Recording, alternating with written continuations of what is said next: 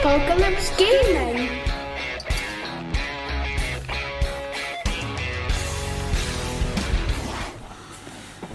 So next up in this epic paint it, build it but don't paint it challenge that I've set myself to get all our terrain built is these Warhammer woods that we've had pretty much as long as we get back into the hobby, I think. If not since then, since just about then. Again, I think it was Mithril that might have made me pick these ones up. So looking forward to getting these done as well. Don't know what I'm going to do. I might magnetise these bits because I'm sure I saw on somebody's battle report at one point, somewhere, somehow, somewhen. I think it was actually when the last edition of Warhammer Fantasy Battle was released. It might even have been Beasts of War, but maybe it was Mini Wargaming, but I feel it was one of those big two that they'd magnetised the base trees that way for units moving through the forest. You've still got the template telling where it is, but the unit can move through. So I'll possibly do that. I want to paint these, but I think Mithril does too, so it might be a fight once these ones are up and ready to paint them, because we both sort of love this set. I like the winter look they do, and I really like the autumn look they do, but I don't think she likes either. I think she likes more the summery look, especially that's how our wood elves are supposed to be done. You know, those wood elves we bought like over a decade ago for her, those ones, but I can't say anything because I've had Eldar stuff from the 90s, so I really can't complain too much about stuff not getting painted, but we'll get this unboxed and built up now anyway. So also coming up is another one of Mithril's star finds. £15 it says there, so she probably paid about half that knowing her, because she's a wee haggler. 10 for the two. Okay, she's shouting 10 for the two, giving spoilers because there's another set about to appear. But we'll be building this, it's 1/35th scale, so it's not too far off 28mm. It's certainly usable scale against 28mm for wargaming.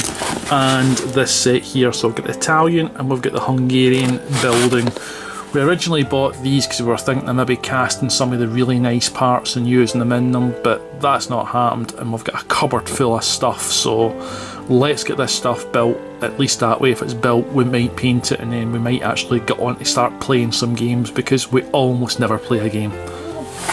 Right, so looking at this, yes, I can magnetise this. We have the solid base here, and it's not too thick to be honest, but I can certainly drill that out and get a magnet in the centre. What I'll need to check, see if I've got magnets that I feel are strong enough, or I might need to get some bigger magnets because it's going to be quite a hefty piece. This is the undersides. So here what I could do is I could mount either plastic card with the magnet on the other side of the thin plastic card, or I can fill this out with green stuff, grey stuff, or some other sort of set and putty. If I go the set and putty, it's probably going to be the more expensive route I would expect, so I'll probably go the cheapskate route and go with a thin layer of plastic card cut in a circle and glued onto this with a magnet inside the plastic card, and then I'll be able to just sit these down and take them off. But I'll need to look at the size of the magnets I've got, because I've got a feeling with a big bulky piece like this I'm going to have to buy some extra big magnets just to hold that together, because it ain't going to be a light piece. So yes, it can be done. I might not have everything I need right away to do it.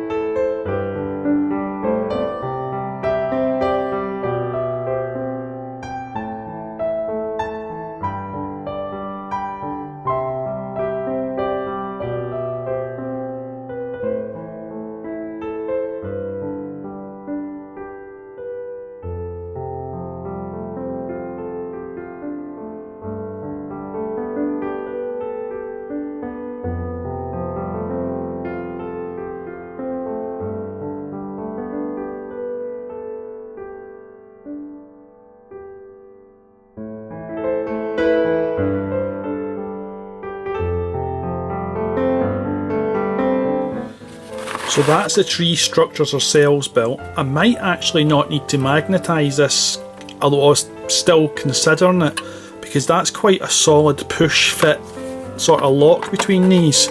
I think it might be solid enough for gaming, it might not be, so I'll consider it, but probably leaning 70-30 towards magnetising the base of them. I'm just going to put all my leaves in a bag at the minute, that way whoever comes to paint it will get to paint it easier. And I've still got these couple of bits to cut off the sprues as well, just accessories for hanging from the tree, skulls and things like that. Typical GW stuff basically, just wee accessories to flush out the tree bark, the trees themselves. So apart from that, I'm calling this done for the build, and we'll see who gets to paint it. It's probably going to be Mithril. She's already said when I've finished what I'm doing, I'm going to do that. So it'll be a race, but as I've got a lot of building to do and she's most of the way through hers, it'll probably be her. So if you want to see the paint job, go to the Real Mithril's channel. Bye bye.